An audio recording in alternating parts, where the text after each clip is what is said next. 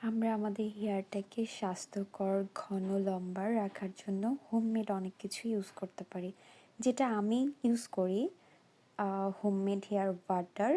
এটার মধ্যে আমি ইউজ করেছি 5টা উপাদান।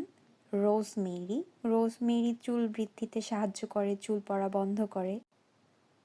লবঙ্গ ইউজ করেছি 1/2 চা চামচ, যা অ্যান্টিঅক্সিডেন্ট সমৃদ্ধ, খুশকি দূর করতে সাহায্য করে।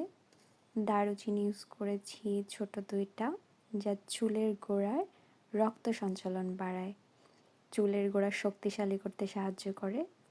মেথি ইউজ করেছি 1/2 চামচেরও কম, মেথি চুল পড়া বন্ধ করে।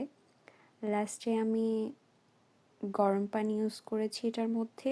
গরম পানিটা একদম ফুটন্ত গরম পানি। ফুটন্ত গরম পানিটা দিয়ে এটাকে 24 ঘন্টা রেখে দিতে হবে। এভাবে ফ্রিজে রাখার প্রয়োজন নেই, বাহিরে রেখে দিলেই হবে। আমি বাহিরেই রেখে দিই।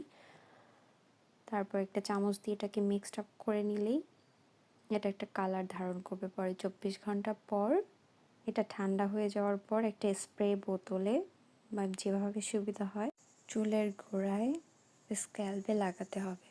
এভরিডে 2 থেকে 3 বার ইউজ করাটাই বেটার। এটা ইউজ করার পর শ্যাম্পু করার কোনো প্রয়োজন নেই।